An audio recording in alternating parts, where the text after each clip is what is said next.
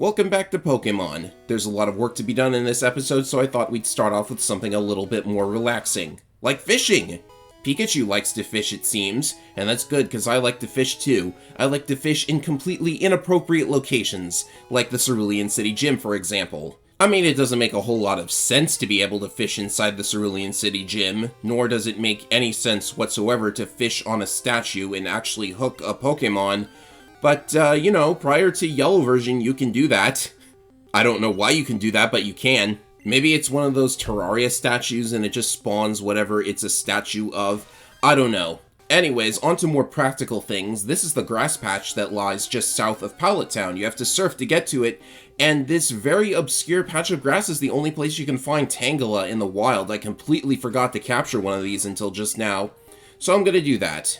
There's also an NPC trade that lets you swap a Venonat for a Tangela, but I wasn't interested in that. Tangela's not very good. It can't even learn Vine Whip, even though it's made of vines. Isn't that weird? Anyways, I think that's all of the common wild Pokemon captured at last, and I can finally stop running around in grass for a little while. At least, that's what I thought. See, I actually went back to the Safari Zone in order to capture Nidorino and Nidorina. The reason I'm doing this is because I captured the two Nidorans at a very low level, and I'm really just lazy when it comes to leveling up. I don't want to spend all of that time gaining experience through wild battles because you gain it at such a slow rate. It's a lot easier to simply capture the evolved forms of Pokemon instead of raising your own, so here you go. I'm capturing these directly, just makes things a lot easier on me. And if you decide to complete the Pokédex yourself, this will make it a lot easier for you too. Of course, if you wanted to complete the Pokédex, you could just simply use the Mew glitch to get whatever you need. There's tons of ways of manipulating the glitch in order to make it do what you want and give you the Pokemon that you want. Now, the reason I'm using it here is because, well, first of all, the only way to get a Mew is with the Mew glitch. That's kind of how the glitch got its name. But the other thing is, you might remember that the blue version that I'm playing is patched to resemble the Japanese blue version of the game, which changes the encounters. And the thing about the Japanese blue version is that it changes what Pokemon are available in such a way that it cannot replace the Japanese red and green versions. I.e., it's missing Pokemon that were exclusive to both of the original two versions. And that's probably fine. They probably don't want to replace either of those versions. But what's especially funny about the whole thing is that it causes kind of a kerfuffle for me. It's complicated to explain, so I'm just gonna cut right to the chase. If you own copies of Japanese Red, Japanese Blue, and Japanese Yellow, there is one Pokemon out of the original 150 that will elude you completely, does not appear in the wild at all, and therefore you must Mew glitch in order to get it. And this is not counting Mew, by the way. So if you think you know which Pokemon I'm talking about, maybe try to think of a guess before I get to the encounter with it. And if you really know this game inside and out, then you probably already know based on what trainer I just fought, because that trainer has a Pokemon with the exact special stat needed to trigger the encounter I am talking about. Now, I was considering just switching to the unmodified Pokemon Blue ROM and then capturing that one specific Pokemon and then switching back to the modified Blue version ROM, but I actually think it's really funny that if you own Japanese Red, Blue, and Yellow, then there is actually one Pokemon that's going to elude you completely. It's such a tease if you think about it in a certain way. Anyways, this is where I set up the encounter, so we're about to see what it is, so if you haven't thought of a guess yet, think of one now. Also, you have the trainer floating in the sky like that. That's actually really amusing. So anyway, yes, it's Magmar. Magmar only appears in Japanese Green version or International Blue version. For reference, he appears in the burned-out Pokemon Mansion on Cinnabar Island. So there you go, that was a lot of words to explain a really weird quirk of the Japanese versions of the game, but there you go. And with that, I have all of the wild Pokemon encounters captured. Now the only things remaining are the one-of-a-kind legendary Pokemon, including the one that I missed back at the power plant. So after capturing Magmar, I went over there to capture the second of the legendary birds. Let's head over there right now. The good news is, if you have Articuno captured, then capturing the second legendary bird, Zapdos, is actually very easy. You can see that there's kind of a Spanish thing going here, Articuno and Zapdos, uno and dos, and also Zapdos kind of sounds like the Spanish word for shoes. which I think is funny. There should be some Zapdos brand shoes, that'd be really funny.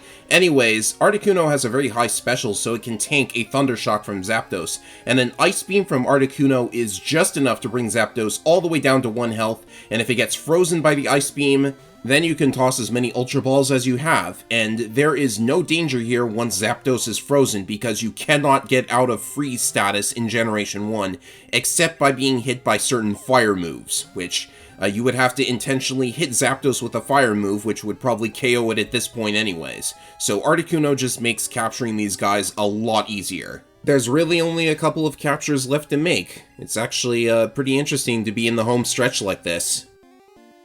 Speaking of the home stretch, it's time to obtain the final gym badge. The gym is located in Viridian City all the way back at the start of the game, and as you can see on the map, we have basically completed an entire loop of the Kanto region. Viridian City Gym only opens up once you have all 7 of the other gym badges, which is interesting on its own, but nobody seems to know who the Viridian City Gym leader is, even the residents of the city and the trainers inside the gym itself. Of course, you, the viewer, already know who it is, because this is a 25-year-old game in one of the most popular franchises in the entire planet, so I don't expect this to be spoilers of any kind, but I just want to point out something else. This game actually foreshadows the identity of the Viridian City Gym leader really well, if you ask me. For example, you can see that the puzzle of the gym is the spinny tiles, which we saw back in the Team Rocket base.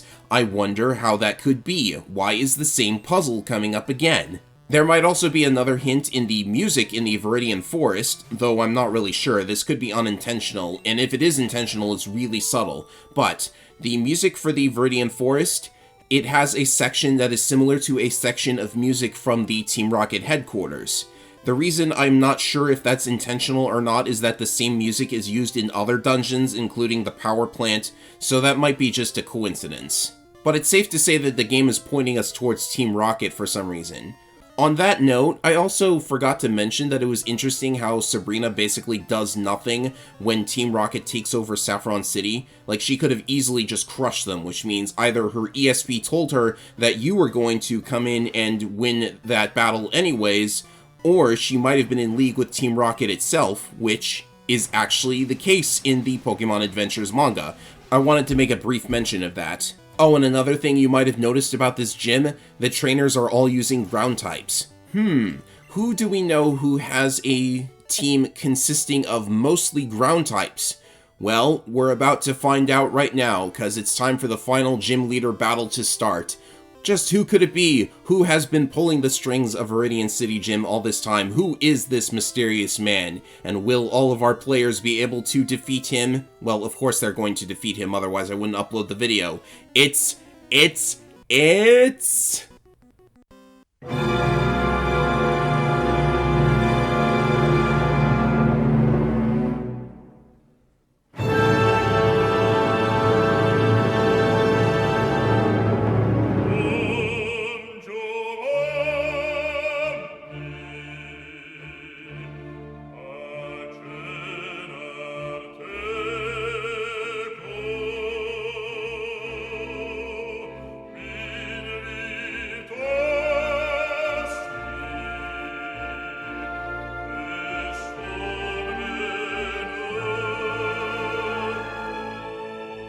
As you can see, despite his best efforts, Giovanni is not giving much trouble to either Blue or Green.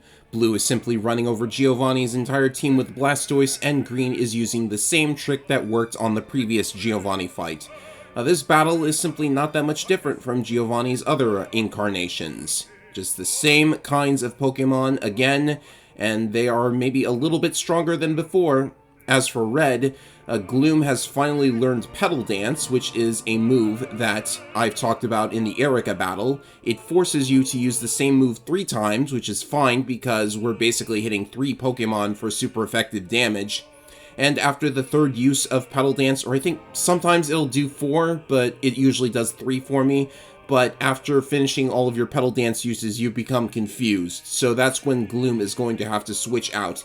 Even though the AI glitch is still in effect for Gloom, same as with Venusaur. However, Red also has Articuno, which is very effective at taking out ground types with Ice Beam. Now, as for Yellow, finally got Venusaur back. Venusaur was traded over to Red as a Bulbasaur for training, so that Red could fill in all the Pokedex slots, and then traded back to Yellow version. So, I did level up Venusaur somehow. If leveling it up on a different version counts as a tainted run, I don't know what to say. So, in Yellow version, Dugtrio has the Fissure attack, which is a one-hit kill on literally anything that isn't a flying type. However, it has terrible accuracy, hitting less than a third of the time, so you are relatively safe even if you send in a grass poison type like Venusaur, as that will force Dugtrio to use Fissure and basically only Fissure. Persian, on the other hand, is completely shut down by Haunter. Persian just doesn't have any moves that can hit a ghost. However, it does have Double Team, which will make things very annoying, so eventually I decided to use a battle item for the first time. I haven't really talked about battle items, but there are a series of items that will boost your stats in the middle of a battle. The gym leaders have been using this for ages, and I just haven't because it's not really worth taking a turn unless the item in question is an X accuracy. This will cause all of your moves to skip the accuracy check, just like the Swift move, so all of your moves will never miss, and this includes the very low accuracy one-hit kill moves like Fissure. This will also work for moves like Confuse Ray and Hypnosis, which do not have perfect accuracy, even though it might seem like they do when the enemy uses them. Suffice to say, X accuracy is incredibly powerful, and I completely understand why they nerfed it in the later generations. Now, I have as much time as I want to set up whatever I want because Persian can never hit Haunter, so I also set up an X speed. This will ensure that I go first against the enemies that come after Persian. They're actually very tough to deal with in Yellow version, so setting up here is a good idea. And you know, to some this might be a cheap strategy. You can't use battle items in the multiplayer modes, so it kind of feels cheap to use them against the AI. But then again, the AI also has items at times, even though they're not really that smart about using them, so I don't feel so bad. I just chose better items than he did. And not only that, I am significantly under-leveled at this point in the game anyways, because I haven't really done any extra grinding. And I've been distributing EXP evenly to the party. Venusaur and Blastoise are on my team now, and they're really the only Pokemon that I have grinded up significantly in Yellow version, and even then it's only so that they can match the current levels of my team. So as you saw, I almost had Nidoqueen defeated by inflicting her with Paralysis and Confusion at the same time. Very nasty strategy. It makes it so she only has a 1 in 4 chance to be able to do anything. Unfortunately, she got an Earthquake through, and that one-shots Haunter. Yes, this Nidoqueen has an actual moveset, and so does Nidoking, as a matter of fact. They've got Thunder, they've got Earthquake, they've got some nice TM moves. They actually seem prepared to counter some of the most obvious strategies that you would use against Giovanni. Yet another battle that was surprisingly improved in Yellow version. Well, as improved as they can be anyways. The AI glitches are still there, so there are still some cheap strategies that can shut these guys down. Also very humorous to get that Pidgeotto level up, and Blastoise probably should have learned Surf at this point. I don't know what I was thinking by trying to use Water Gun here, but as you can see, Nidoking kept missing with Thunder over and over again. Thunder is a much stronger version of Thunderbolt, but it has less accuracy and will hit only 7 out of 10 times. So I would imagine for basically every player out there, Thunderbolt is going to be the preferred move because it is a surefire hit, at least if you don't have any accuracy modifiers on you, and if you don't get the Gen 1 out of 2, 5, 6 glitch. Giovanni's final Pokemon is Rhydon, which is an interesting Pokemon. We've basically confirmed that Rhydon was the first ever Pokemon to be created. It's unfortunate that he goes down so easily. He's double weak to water and grass, but that really doesn't represent how good Rhydon actually is. Normally, he has incredible physical stats and an amazing move pool, but when he's the only Pokemon left on the team and you can't switch off of the enemy's water types, yeah, he's basically gonna go down real easy. But hey, with Giovanni finally defeated, we have all 8 gym badges, and that means no Pokemon would ever dream of disobeying us. I have no idea how that works. Giovanni also gives us the TM for Fissure, and then decides to disband Team Rocket, which is actually interesting. He's the only gym leader to have additional dialogue, which results in him disappearing. But hey, we took down an entire mob organization at the age of 10. Pikachu's pretty happy about it, and I'm sure the world will be very happy about it as well. Let's hope they don't come back and try to revive their business. They're gonna do that, aren't they? I mean, what else were they gonna do for a sequel? Come up with something entirely new? No rest for the weary, it seems, as we have another battle immediately after the final gym leader. It's another rival battle! And it's interesting because normally in this series, they put the final rival battle after the final dungeon, but this time it's before the final dungeon. But here we go. One more rival battle for the road, it seems. He's got his toughest team yet, though I think with all of the experience that we've gained at this point, it should be no trouble at all for our protagonist to knock him out one more time. So, I'm not sure what I was thinking here. I really should have sent out Articuno against Pidgeot, but then again, I might have walked into this battle not remembering who the rival leads out with. At any rate, I finally get to show off Charizard's new move. He finally decided to learn a better fire move than Ember. It's Flamethrower, which also has a chance of burning the opponent, but it's much stronger than Ember, so it's a much better move to have at this point in the game. Took him long enough to get it. And after knocking out Pidgeot, we now have to face off against a Rhyhorn. I mean, I kinda just knocked out a bunch of those over at the Viridian City Gym, but sure, one more for the road, that'll do me some good. It's got Horn Drill, which is a normal type one-hit kill move. Fissure was a ground type move, so if you want to avoid any chance of getting hit by Horn Drill, just send out a ghost type. But I don't really need that. I just Petal Dance, and I'm going to be locked into this move when the next Pokemon comes out. But as you'll see, this is where the AI glitches that I've been talking about become very prevalent, because this Growlithe has Agility. Agility is a Psychic-type move, and Gloom is part Poison, so the computer thinks it has to constantly use Agility, and knocking out Growlithe, and the rest of the team for that matter, was very simple. Curiously enough, this is where a hurdle of sorts is going to present itself for Blue. In any playthrough where the rival does not have the Squirtle evolution line, he will instead have Gyarados as his water Pokemon of choice. And Gyarados, at this point, he's not much to talk about because he doesn't have that many interesting attacks, but Blue just doesn't have any electric attacks on his team, so Blue is going to lack any super effective damage against Gyarados for the time being. So that might make things a little bit difficult. Can you imagine if there was another rival battle after this? I think it would be very difficult because Venusaur is actually proving himself to be very defensive. He can take a lot of damage and he can deal a lot of it in return because Blue doesn't have any Pokemon that resist Grass type. In fact, they're both weak to it. Blastoise and Dugtrio, that is. And Green, well, Green is doing the usual at this point. I don't really know how to make the Green playthrough any more interesting than it already is. Now, I wish I could tell you that Yellow version saved the day with a very interesting battle once again, but at this point, I think the strategy of having Haunter confuse and paralyze every opponent is actually turning out really well. It's consistently useful and almost overpowered for the main story, it seems. Now, there is still the matter of Jolteon at the end, but in an interesting twist, this fight kind of lost all of its edge because the agility glitch happened again. I wish I was joking. Yeah, sorry to disappoint you guys, but all that talk I gave about how Jolteon was the hardest of the 3 Eevee evolutions to deal with when the rival uses them, not quite. There are still cases like this where the AI glitch will ruin everything for you. Or at least it'll ruin everything for him. This kind of helps you beat the game, but if you were looking for a challenge, this is kind of an unfortunate accident. I mean, at this point, I've actually played through all the way to the end, and I've actually noticed that there is some evidence that they might have noticed that this AI glitch was becoming an issue, but they never wrote any of the new movesets considering that this AI glitch could become an issue. Like, that's a very new moveset for Jolteon, and they just give it agility. So even if they knew about that glitch before, they still managed to make it abusable yet again. Also, the rival's theme in that cutscene just now, I think it plays at a much faster tempo than usual. Regardless, with all 8 badges in our possession and the rival finally out of the way for what should be the last time, we can finally begin our move on the Pokemon League. There are going to be a series of gates from here on out that stop us from going forward until we have the appropriate badge.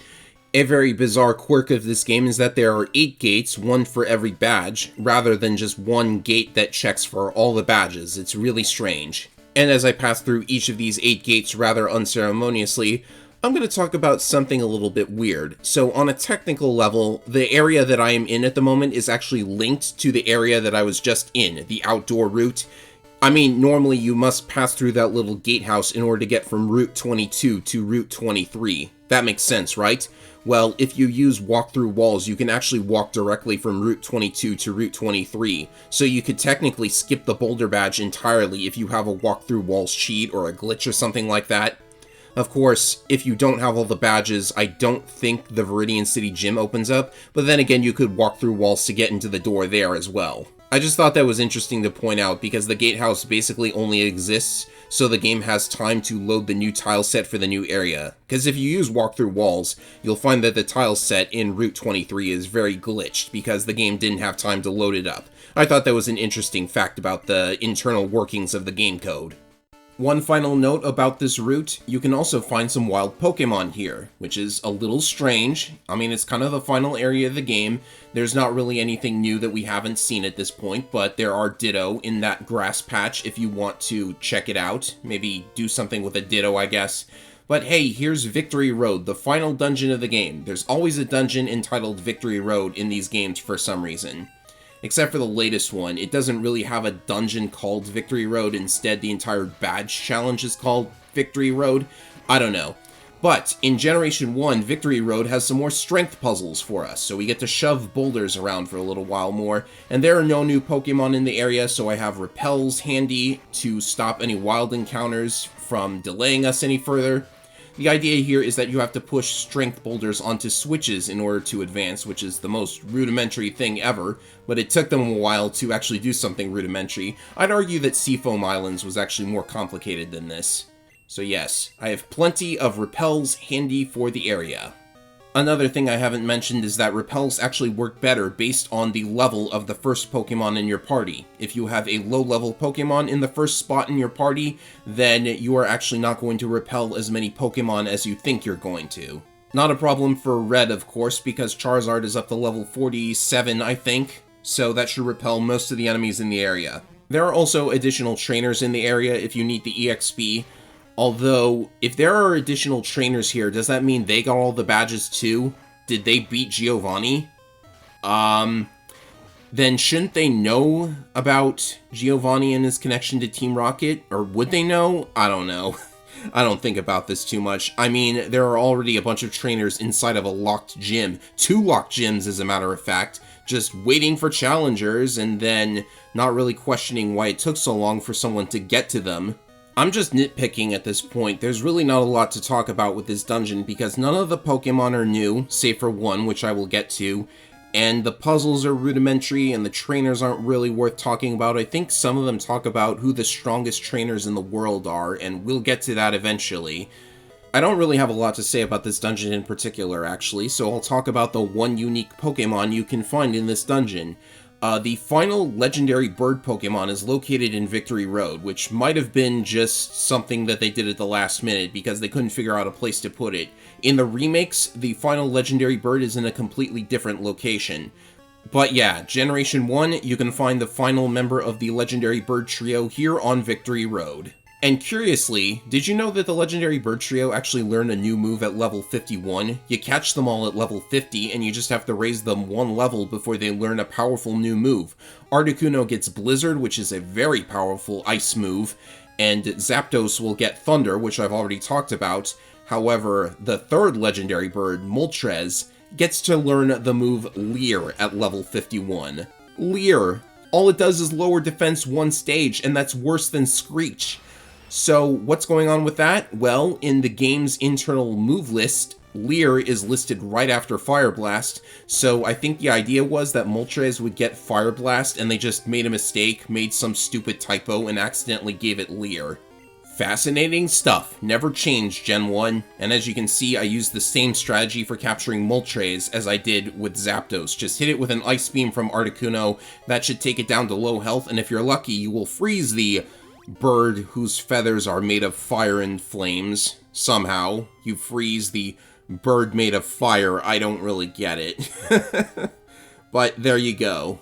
Another easy capture, because freeze is just that overpowered. Now, believe it or not, I think I found yet another glitch here. I think what happened here was, I've been using max repels this entire time to avoid wild encounters, so it might make you wonder how I managed to encounter a Machop even though I was using repels. What I think happened was I saved and reset before fighting Moltres so that I could just reload and have another shot in case I messed up. But I guess that stopped my current repel from working and I had to use another one, but I didn't realize that, so I got another encounter. It's really, really weird. Now, if saving and resetting didn't do that, it must have been the actual Moltres encounter that turned off my repel, which would also be very weird. I don't think it's supposed to do that. So that's very strange. Then again, this is Generation 1. I mean, in Generation 1, you basically learn something new about it every time you play because there are so many glitches in this game. I mean, geez, that actually makes it very entertaining on its own because you can discover something that you didn't know about the game just by playing it again, and that's definitely what was happening for me basically every time I turned the game on for this video playthrough. It's been such a weird idea, but I think I like it a lot, and I would really love to do this for Generation 2 in the future as well. But heavily editing all of these videos and then commentating over them, it does take a bit of time, so I think I would want to take a bit of a break before doing this again in the future. But I do want to do this for Generation 2. See, one of the reasons I wanted to replay Generation 1 like this is that I wanted to rediscover the magic of Generation 1, as I said way back at the beginning, and I definitely think I have rediscovered that magic. So, for Generation 2, I would also want to replay those games in this manner in order to rediscover the magic of Generation 2, because Generation 2, the original versions at least, are very underappreciated in my opinion, so I would like to go back and try to rekindle my appreciation for those as well. I mean, the remakes of Generation 2 are fantastic on their own, but the originals, I think we need to kind of go back and see what the hubbub was all about for those games as well. So yes, I definitely want to play Generation 2 like this, in case you were wondering if I was going to do a similar thing for those games. I just don't know when. I think I need to take a little bit of a break. It is a brand new year after all. Anyways, you can see that they decided to throw in one puzzle where you have to push a boulder down a hole and then push it all the way to the left in order to get it onto the switch. You might have noticed that the switch all the way on the left here, it had no boulder to be pushed onto it. You had to push something down a hole from a higher floor in order to get it over here. And boy oh boy does it take a while. Pushing these strength boulders is not fun, and if you mess up by pushing the boulder into a corner or something, then you gotta start all over again, and that would not be cool. But that's the end of this dungeon at last. We can finally go down this hole, and there's going to be a hidden full restore right here, which is nice. I mean, it's just one, and you can buy them at the upcoming shop, but they are expensive, so it's nice to have an extra one of those.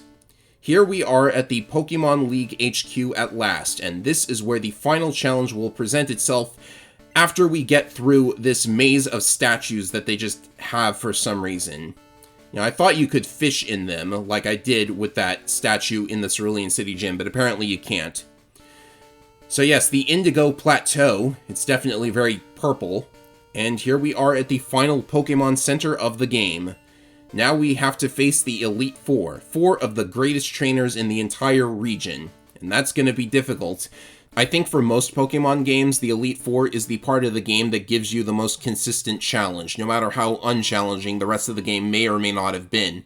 That's because the Elite Four are four very strong trainers with a wide variety of Pokemon, so you have to be ready for anything. That is why I decided to take a bit of time to assemble the strongest team for Red as I could, and that means doing all of the evolutions and leveling up all of the Pokemon and completing most of the Pokédex. So here are all of the Pokemon that I evolved with evolution stones. I didn't want to show every evolution as it was happening because that would take a very long amount of time, much easier for me to just summarize all of this right here. There are also Pokemon that only evolve when you trade them, which is really strange to me because it would kinda suck to trade somebody your beloved Haunter, only for them to evolve into something even cooler and then have your partner just refuse to give it back. Hey, speaking of trades, I'm going to trade my newly acquired Raichu to this guy on Cinnabar Island for an Electrode. I'm doing this for a couple of reasons. One is that I think it's very amusing that you can get an Electrode at basically level 3 if you wanted to, because you can capture Pikachu at level 3, evolve it to Raichu, and then trade it to this guy. Traded Pokemon always give you the same level that you gave in return for it, so you can get a level 3 Electrode this way. Also, what's amusing about this guy in particular is that after the trade he will say that Raichu went and evolved, And that's actually a mistake on the developer's part because they used the script from Japanese Blue, where this guy trades, I think, Graveler for Kadabra. It was one of the trade evolutions. Anyways, it makes a lot more sense for him to say that one of those went and evolved after a trade. Of course, by saying that Raichu had evolved, that started a lot of rumors about a potential Raichu evolution. Now, I should clarify that it was a complete accident for him to say that Raichu had gone and evolved. However, thanks to leaked documents and beta versions of these games, we now know that there was in fact a Raichu evolution in the works before it was cut from the final game, because they had to make room for everything on very small cartridges, so some things had to go. But it's really, really crazy to me that a cut evolution was accidentally referenced because they used the wrong script when translating the games. It's hilarious. Unfortunately, it might be too late for them to officially implement this Raichu evolution because the Pikachu line now has 3 forms, and there's generally not more than 3 forms for a Pokemon in this series. Also, you guys probably already know why I'm surfing up and down this coastline, but I'm gonna keep things brief because I don't have a lot of time to explain a very complicated glitch. So, trading with the guy in the Cinnabar lab causes this coastline to give you a particular encounter with a glitch Pokemon known as the missing number. That's what the no and the period at the end stands for. It's a missing number. It's basically, I think it would be inaccurate to call it the leftovers of a cut Pokemon, but by sheer coincidence, encountering this glitch Pokemon causes one of the items in your inventory to be duplicated, so I'm doing that with rare candies so that I can save time on training all of the Pokemon that I have left to evolve. Yes, I know, you could count this as a cheat because it's obviously not an intended part of the game, but really, leveling up in Generation 1 takes so long that it's pretty much a big time save to just get the duplicated rare candies and then use them. I'm not going to go past the level needed for the actual evolutions, and I'm not going to do something crazy like increase all of my levels to 100 and then just trounce the Elite Four that way. That wouldn't be too much fun. I'm just going to go the absolute minimum I need to get all of the evolved forms, and I am now showing you on screen what all of those evolved forms are and what level to get them. So, there you go. That pretty much completes the Pokédex, and all that's left is the Elite Four, so I will see you for the final video in which we tackle that challenge. See you later, everyone.